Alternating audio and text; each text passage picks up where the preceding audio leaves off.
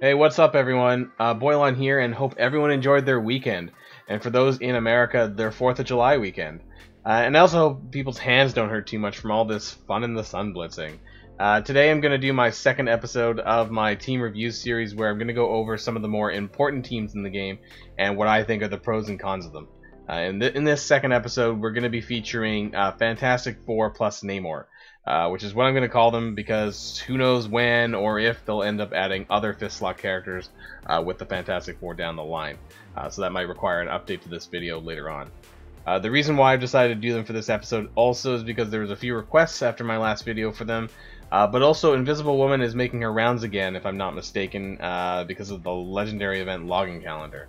Also, the full team of the Fantastic Four and Namor are farmable, I suppose with the exception of Invisible Woman, but I believe this is like her 4th or 5th pass of her event, so a lot of people probably have her at this point. So we're going to start off by going over each of the characters individually, and I'm going to give my T4 recommendations for them, and then I'm going to give some advice on how to use them in battle through some Alliance War offense footage that I have, as that's primarily what they're used for, at least for now anyways, until maybe we get a new character tie-in down the line, maybe a Doctor Doom or a Silver Surfer if we're lucky. After this, I'll give my final thoughts to the team as a whole within Marvel Strike Force. And so without further ado, let's get into it. So, we're going to start off with Namor first, because he's the odd one out, and he's also a mutant, so he's actually hard to find in the roster, since he's not actually tagged with the Fantastic Four at all. So yes, his tags are actually kind of weird, and the only one I'm really gonna actually highlight, but he's a villain mutant brawler. Bit of an odd combo, and especially pairing up with the Fantastic Four, but what this does mean is that he doesn't share the same gear as the rest of the Fantastic Four, who are all bio, which if you're trying to build up the full team at the same time, this can be a bit of a pain and a slow gearing process. Anyways though, we're gonna start off with Namor's basic, Neptune's Trident. Pretty standard basic attack, nothing too fancy, just attacking the primary target with some extra piercing. Definitely not worth any T4s at all. His special Tidal Wave isn't too bad. It does extra damage to the primary, damage to the primary target and to adjacent targets, and so it has some splash damage here. It also does extra damage for additional piercing if it happens to hit characters who can block. Personally, haven't seen this too much, or I'm running it at 3 times speed and I don't really notice it too much. But you would see this against characters like Shield Security, Sith, Mercenary Riot Guard, Captain America maybe. These are the types of characters that you might fight who do block as well, off the top of my head anyways. Where things get good really is his ultimate Giganto. Now, it's a turn 1 ability here, so can be used out of the gate. It's a pretty standard move outside of war, just does 250% damage here at level 6, but where it shines, of course, is in war offense. Now, it's pretty loaded text here, so it always crits, it clears 3 positive effects, and reduces speed bar of all targets by 40%. And this attack always hits and can't be countered. Now, if you do put the T4s into this move, it does extra damage, but it goes from 3 positive effects to clearing all, and an extra 10% speed bar reduction as well. So that changes it to a whopping 50%. This move is definitely a good candidate for T4s if you're looking to invest in him for war offense, but really the only teams off the top of my head that might have more than 3 buffs is maybe Shield. Even then, I'm not sure if there's that many that would make a huge difference past 3. This team also has quite a bit of T4 candidates, so while this is good, it might be something I would consider later down the line. The passive for Namor, Imperious Rex, is also quite good, but again, mostly for war offense. It's a bit of a loaded text here, so we'll go through this here. So he gains a flat 10% damage boost and 20% at level 4. And on war offense, he applies offense up to 2 turns of offense up to 3 random Fantastic Four allies or himself, and he does the same as well for deflect. He also gains 20% additional damage, and Fantastic Four allies gain 20% damage. Now, upgrading this to level 5 grants a flat 10% extra damage armor to Namor. He also upgrades the offense up and deflect portion to everyone. So this goes from 3 characters to everyone. So now it's not as random as level 4 is. Now everyone gets it, which is a bit better. And also everyone gets 10% extra damage in war offense. I think the important part here is all of the extra stuff that comes with it. Personally, I think I'd rather have his passive at T4 rather than his ultimate, because I kind of like the guarantee that everyone is going to get the buffs, but he's also providing the full team with extra damage as well, which helps. And where can you find Namor? And if you're looking for Namor shards, you can find him in the raid store. So he was put there not too long ago. So that's the best place where you can farm Namor shards if you're looking for more of those. One disclaimer for Namor is that he is pretty weak outside of war offense. A lot of his kit is focused on this, even so much to say that his damage in Blitz and other game modes is pretty weak. He boasts a comparably pretty low damage stat as well, but in war offense this gets boosted quite a bit by his passive. But that's the rundown for Namor. Let's move over on to the rest of the Fantastic Four. And so second on the team, we're coming to Johnny Storm, or the Human Torch as we know him. He is definitely the glass cannon blaster of the team, and well, also the most squishy of the team. His basic hot shot is just a damaging move, but it does also apply a bleed to the target as well, which isn't too bad when combined with Mr. Fantastic's assist that we'll see later on. The T4 isn't terrible, but personally I don't think it's worth it compared to some of the other skills. Heating up is where he starts to get good. This is his turn 1 move and can be a bit text-wordy here. So at level 6 he gains offense up to himself to a max of 5. It also applies 1 turn of offense up to a maximum of 3 to 3 random Fantastic Four or Namor allies. So this is out of a possible 4, since that's how many are left other than himself, and it also hits for 300% damage. Now with the T4s, I think this is a reasonable upgrade because it gives them an extra turn of offense up, and this usually will allow him to maintain his offense up going into his ult, unless he's either dead or it gets cleared. Also, this applies that same offense up to everyone rather than randomly 3 out of 4, and of course extra damage as well. Torch's ultimate supernova is unfortunately a turn 3 attack. He doesn't always make it this far, or the match is sometimes kind of over by then. But it does attack all enemies for 340% damage, and applies offense up to 3 random enemies. It's also unavoidable, can't be countered, and upgrading this with T4s adds more damage and applies offense up down to everyone. Now, this comes kind of late in the match, so I really can't recommend getting this in my opinion. What I can recommend though is his passive. I'm a big fan of passive upgrades in general, since it's always active.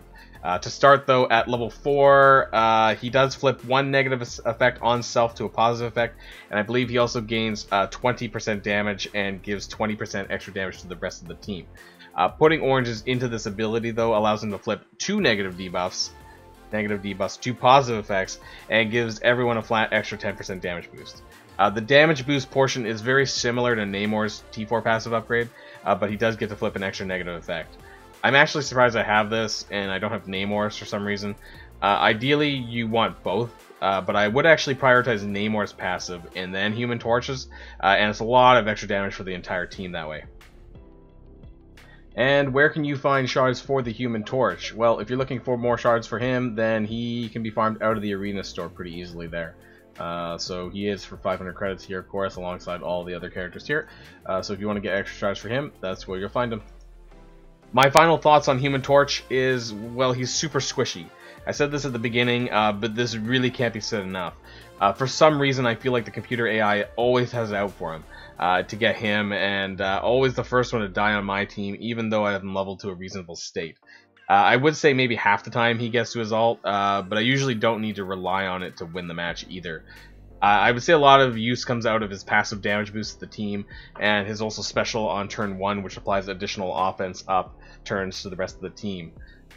This stacks up well with Namor because Namor on spawn gives offense up to the team anyways, which is why actually in the special it does say up to a maximum of 3 on the rest of the team and up to a maximum of 5 to himself. So that's due to the extra offense up that Namor gives as well, so that you can have a bit longer offense up for everyone else. But anyways, let's move on to the next member of the team. And third, we have Mr. Stretch himself, the controller of the group here.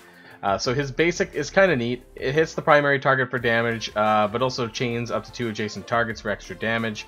Counterattack does break this chain. Not worth the T4 upgrades in my opinion for just a bit more extra damage. The animation on this move is actually kind of funny because it sort of just slaps the guy outside the head, and it does kind of make me laugh a little bit when I see this.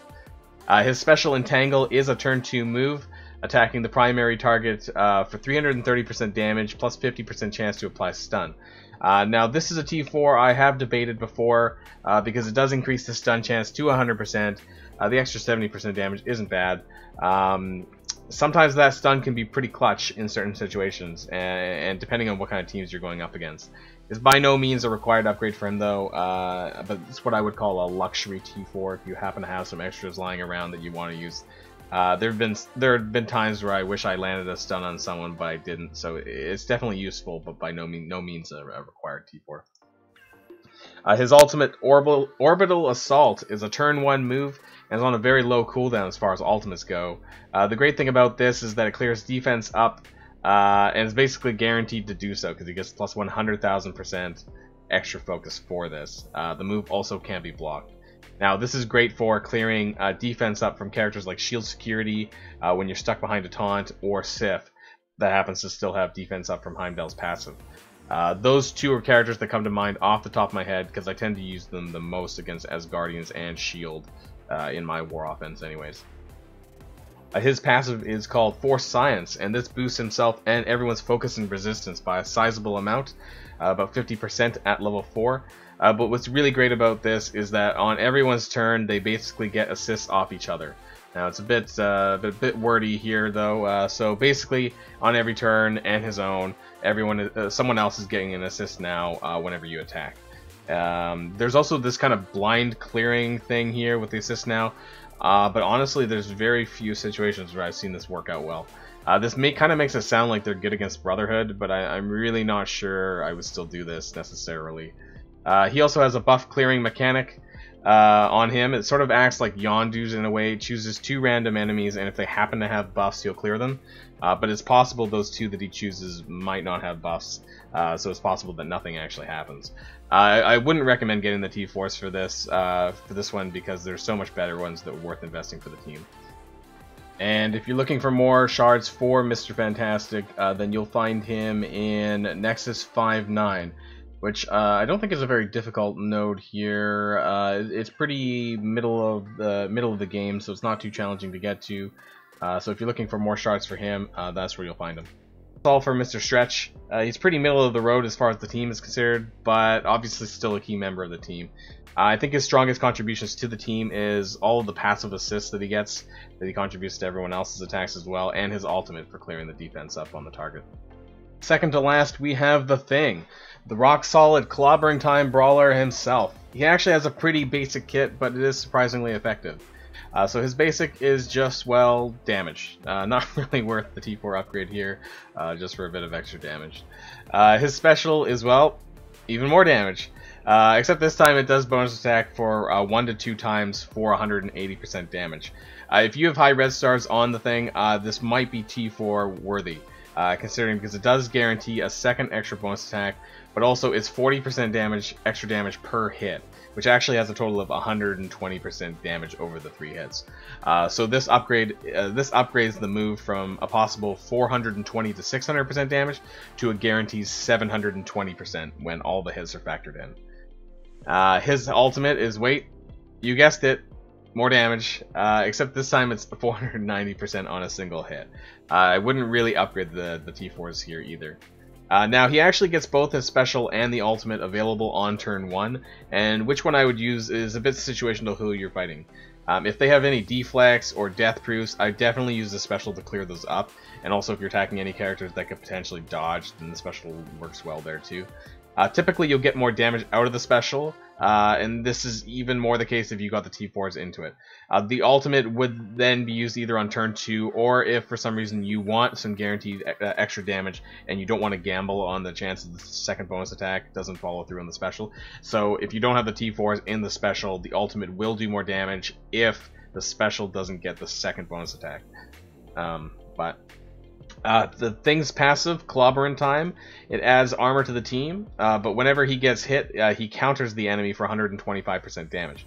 Now this can really add up if he's got offense up from Namor or Human Torch, and this stacks up even better when we get over to Invisible Woman and her barrier counters. I wouldn't really get the T-Force for this one though, unless you have some oranges to splash out and you really like the Thing. And if you're looking for more shards for the Thing, you'll find him in the Blitz store. So you can get him out of the Blitz Orbs or just straight out from the Blitz Supply store for 500 Blitz credits there. So he's a pretty easy farm to get. He's got a pretty basic kit overall. It's all about damage, but he does do it well. The passive counters are also a nice touch. If you're considering any T4s on him at all, I definitely do it in a special though. But anyways, it's time for the last member of the team now. And finally, we have the Invisible Woman herself. We saved the best for last, as this might take a bit longer than the rest did. As you can see, I've upgraded her the most by far, sitting at almost 90,000 power. And I did take her to tier 14 as well. This might be a controversial choice for the gearing process, but if you guys have followed any of my Dark Dimension 3 videos, I'm using her there with some mixed success. She's not the best, but not the worst character for that either. Definitely a solid support character, but the overall usefulness for DD3 might be up for debate compared to other available Cosmic characters. But anyways, getting into her kit. Starting with her basic Cosmic Rays, it does damage to the primary target, but also barriers herself for 5% of her max health. Invisible Woman's all about the barriers, so you'll see this to be a trend with her kit. The T4 upgrade is kind of neat, but I don't think you really need it unless you really want to max her out. Her special Bending Light is a great way to clear negative effects on everyone. The main differences between level 6 and level 7 for this is that instead of clearing 2 negative effects from the 3 most injured allies, it clears 2 from everyone instead. It also applies stealth to all allies rather than just the 3 most injured allies. It also applies 2 turns of defense up to everyone with the skill. And finally, this move clears said stealth on the highest health ally. This is designed to make that person the focus of the enemy's attention. And that person gains 3 deflect and 2 turns of immunity as well. Now, how this is decided is just flat highest HP ally. This could be whoever has the highest amount of actual health left over when this move is used. Typically, this would usually be either Invisible Woman herself or the Thing, as they're the 2 that will likely have the largest health pool. But in War, I've seen this apply to Namor as well. It's very unlikely that the remaining 2, Human Torch or Mr. Fantastic, would ever become the target of this mechanic. This also varies if you're using Invisible Woman outside of War and in other game modes as well. It does also clear stealth from all enemies, which is great when you're fighting, typically when you're using her outside of War, like fighting Phoenix in the arena and things like that. Can also be useful to clear stealth on the Asgardians. This can happen when you're using them in War offense as well. Those are the 2 situations off the top of my head, but there's of course other characters that have stealth that you could use that on. Since Invisible Woman is a legendary character and she does have some uses outside of War, I would warn that the special Bending Light actually does clear any existing taunts that are currently in play. So for example, if you're running her in arena or raids and someone on your team has taunt up and you use this move, it'll actually clear the taunt because it stealths everyone, and then even if that tank is the highest health ally, it will still clear the taunt. But it does give the deflects and the immunities to them, so just be careful when you're using this ability and in what context you're using it. Her ultimate is a bit easier to understand. It applies 2 turns of offense down to all enemies, which is a great support move, and it barriers all allies for 40% of her max health. Now this is important because this might involve a bit of math, but all the characters have a barrier potential of 40% of their own max health. But what this actually means is that this particular barrier is based on Invisible Woman's max health, so which is typically going to be larger than some of the squishier characters like Human Torch or Mr. Fantastic. So you don't actually need the T4s for this ability in that case, because the upgrade of 10% of her max health as barrier isn't really impacting those characters. Where it would play a role is any characters with more health than herself or around the same amount. The best example I can use for this is when I use her in Dark Dimension 3 with my Thanos. My Thanos has a much larger health pool than she does, so the barrier actually doesn't cap out Thanos' natural barrier cap due to his high health pool. I would, however, consider upgrading this T4 for the fact that it applies offense down to all allies, or sorry, to all enemies rather than just 3. This can be really important in a lot of cases, and definitely in other game modes outside of War. Finally, we get to Invisible Woman's passive Hard Light. Basically, anytime an enemy attacks her and she's got barriers, she'll counter for damage, which is most of the time.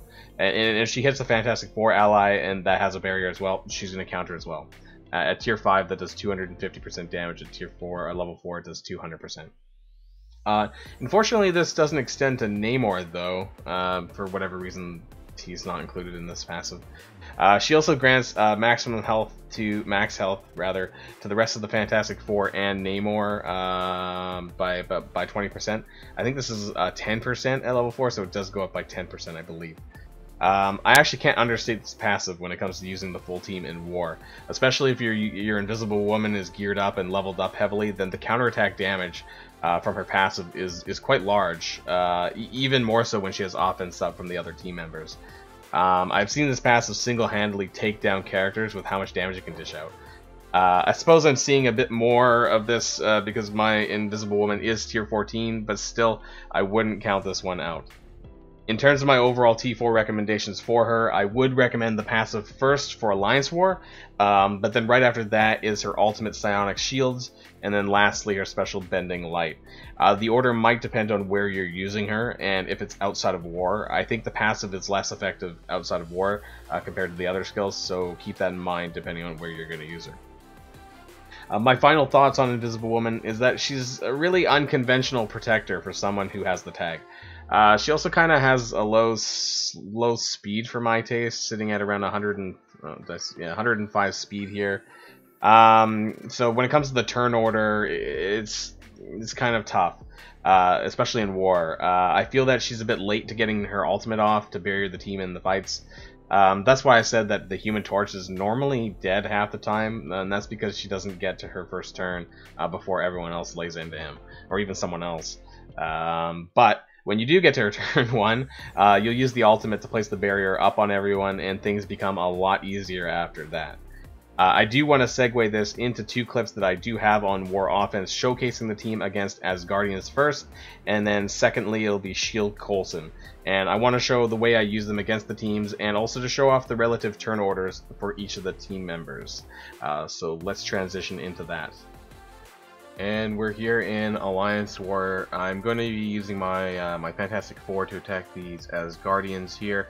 I just kind of want to show you guys a punch across using my Fantastic Four team to beat them. Now, their highest is Hela and Loki, so it is important to keep in mind the team power and which characters are the highest. So for me, for my Fantastic Four, with some of the war buffs, I have 305k. My Invisible Woman is the highest out of all my characters. The rest are sort of around the 50k level. You do want to keep in mind, usually Hela is the highest at tier 13 or 14, and sometimes Thor as well. So that kind of makes a little bit of a difference when you're attacking in Alliance War. In this particular room, I think this is the hangar. There is no security or engineering debuff, debuff. And sometimes that can make a bit of a difference. Normally, you kind of have to get through Loki's mind control and the Death Knife combo to survive, and then after that, usually it's okay. And if you're lucky, one of your characters don't get one shot. So we'll see if this actually ends up happening. I have quite a bit of success normally using Fantastic Four against other Asgardians punching across, and Coulson teams as well. And you can also use it to beat even Red Skull, but you have to punch down for that. Right, so let's see how this plays out a bit here. So we're gonna play on 2 times just to see. So Thing got it, and which is okay, I think, although he almost died actually. We're gonna go with, normally I like to go with Thor first because his passive is such a pain in the dick. But Loki is also not with defense up. Looks like Heimdall didn't have the passive, I think, so I think we might try and see if we can one-shot him. I'm not sure if it's gonna happen, but depends on the assist. And it was Mr. Fantastic, so that looked like that didn't happen. We might actually get him with Giganto here with Namor, and we did, so we did clear him. I'm trying not to stack up as many passives, charges with Thor, because that can really suck, especially with people with defense down. I'm really shocked how low Thing is. Thing is usually quite important for me to get this, but we're going to do with the offense down here and get the barrier up, so maybe you'll live a little bit longer. Now, normally I would actually use the basic, but because I really want to target into Thor here, and I don't want to hit other people because I don't want to build up that charge, I'm actually going to go in with the ultimate here. He does have offense up, so it might do a bit of damage here. 65k, that's not bad with an assist. Almost 100k damage, so I think Thor's going to be biting it pretty soon here. And after that, we're going to go in for Hela, or whoever ends up taking it. Looks like Thing just died, unfortunately. But we did get Thor there. There's a lot of Gregs up, so we really need to get Hela down pretty soon. But we're stuck behind a taunt. We're just going to make do with that. We do get the assisting in, which is not too bad. And they're kind of killing the Gregs here with Invisible Woman. So let's keep this going. Oh boy. Wow. You know, almost never my Human Torch almost never makes it through the battle for whatever reason. He's just such a glass cannon character. Let's get some buffs up on the team here, and so they're just hitting now. This is a bit of an issue with the Greg killing because that's healing some of the others, but my Invisible Woman, the counters are huge damage. If you guys are seeing like 50k on a counter, she does have offense up, but still that's pretty major. Let's see if we can get the stun in on Hela here.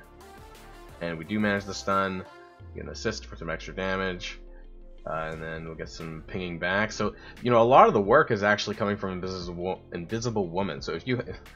Greg's everywhere. So, you know, if you have a high Invisible Woman, she's really going to carry, I think, a lot of the damage, even just with the offense ups and deflects and things like that. Or not deflect, counters. It does a lot of work. I think this is pretty much in the bag, but, you know, we're going to get an assist from Namor here. She's going to heal up a bit, though, and I think her turn is, she's going to take her turn. I think we'll probably get this here. I just need to hope we survive enough, and I think Mr. Fantastic's going to die from this bleeds, actually. I may have waited too long to kill Hela. Maybe I should have got her a bit sooner. I hope I don't end up regretting. I think this is going to become an issue, actually. Because now I'm going to counter all these Gregs, and then I might actually end up losing because of this. Okay, you can definitely win this. I think I just messed up the turn order. I think I definitely waited too long to kill Hela, because then this happens. This is a good example of what not to do, I guess, here. But that was easily winnable. I just messed that up a little bit, so. Well. If I replayed that, totally could have beat it, though. Don't keep Hela. I would normally, I probably shouldn't have gone for Loki. I probably should have gone straight for Thor or Hela. Probably Thor and then Hela or something like that. And I think that was my mistake there. But definitely winnable, and don't leave Hela to the last. Unless you're symbiotes, because symbiotes can do really well at exploiting Gregs and things like that for healing and turn bar. But otherwise, don't leave Hela that long. And we're back. We're going to attempt to use this Fantastic Four team of mine against this ShieldCoulson team here in the bridge. I found this available, so hopefully we're going to punch into this. It's a bit of an up punch, not very much though. And we're going to hope to win using my Fantastic Four team. Plus Namor, of course. So let's go find my team here. So we're 305 with Invisible Woman being the highest by a fair margin, actually, by about 30 to 40k. But I do find that Invisible Woman being the strongest is actually quite useful. Probably her and Thing, because they counterattack for quite a bit of damage, especially when fighting other teams. I don't think there's been any suicides in this team, so we're going in this kind of blindish and hope that Coulson and the others don't completely wreck someone out of the gate. But even if that does happen, it is possible to win regardless. It's better if they don't. So let's see how this goes. Actually, we're gonna play this 2 times. So it did hit Human Torch here. He actually I think he's gonna get. I think he's gonna die, actually. Oh my god, he just got wrecked by shield security. So we need to try and get shield medic down. Namor's still alive though, so he can help clear some of these status effects that are up. Unfortunately, Human Torch is almost dead as well. Gonna get the taunt here, of course. Let's get that barrier up on everyone. And we might be able to make it through here. I guess we'll just keep beating into Human Torch a bit. Or sorry, shield security. His defense down is cleared though.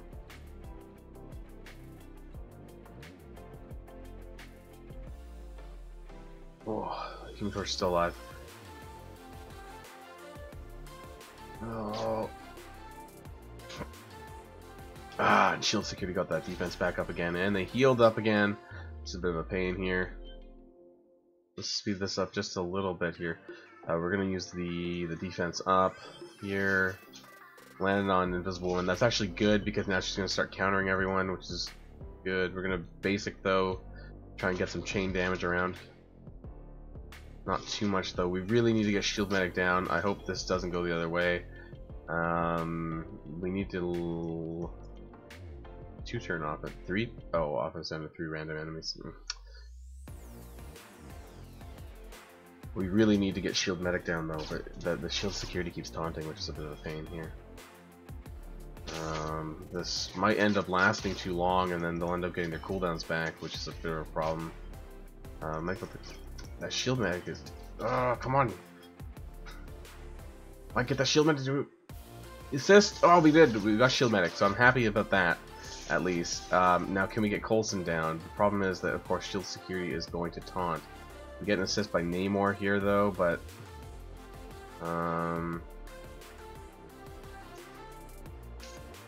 close. They can't really heal up though, other than shield security. But I think Coulson's gonna get really close to his ultimate again, which is gonna do a big chunk of damage. We do. Oh, we did get him out there. So let's you know, I actually want to take shield security out because I think I don't want him to taunt with the defense up. But let's get the AoE damage here. He's gonna taunt anyways, but he's pretty close to dead. There we go. Mr. Fantastic finishes him off. Let's get Nick Fury here. We did lose Human Torch. Oh, Nick Fury is down. And for the last one. And we did it, guys. Slight punch up there, and that was even losing Thing out of the gate, so that was a pure 4-on-5. Really just shows the power of Invisible Woman though as well. Given that she was tier 14, it makes a huge difference in the counters. I've been able to punch up a little bit using them. So hope you enjoyed that clip there of me taking out Coulson. A bit better than my previous clip of almost killing the Asgardians, but not quite. And there was 2 matches of me using my Fantastic Four plus Namor against 2 of the strongest war defense teams. I did mess up on the Asgardians very slightly, but definitely winnable punching across. There is some randomness to Loki's mind control though, so you'll have to watch out for that. If you are really scared, you could ask someone to suicide and you could kill it 100% no problem. But it's still possible even without having to do that. Other teams you could consider using Fantastic Four against would be most of the older usual suspects like AIM, Aimtron, Marauders, Defenders you can definitely punch up quite huge against. I'm not sure I would use them against Merc Taskmasters because Invisible Woman's turn order, she wouldn't get to barrier people until it's probably too late. I have had some success using Fantastic Four against Red Skull Hydra teams as well, but a bit of a punch down. I would say about 50k to be safe.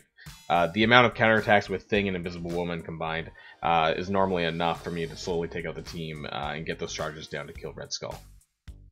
Overall, though, Fantastic Four is still a great team and still easily a top 5 war offense team if you're looking into focus on some more offense teams. Some downsides is that the Fantastic Four themselves are all bio, so it's a lot of bio gear to invest in to get them going, aside from Namor, of course, who is a mutant. Depending on where you are in the game right now, this could actually detract you from gearing up the symbiotes, who are quite useful right now for Dark Dimension 3 and in general, who again are all bio as well.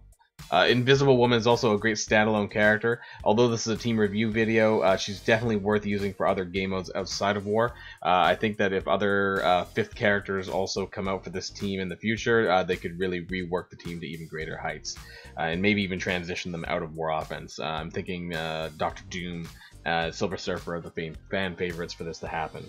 But anyways, I hope some of this helped you guys thinking more about the Fantastic Four and where and how to use them in Alliance War. With all that said, that's all for me for today, guys, and I hope you enjoyed my 2nd episode of the team review series. And if you guys enjoyed this, then please comment down below who I should do next, or any thoughts you have on the Fantastic Four plus Namor team, or even just on Invisible Woman herself. Of course, if you liked my video today, then please hit that like button, and consider subscribing to see more content from me about Marvel Strike Force. I hope everyone enjoys the rest of their week, and until next time, guys, stay safe. Boylon signing out.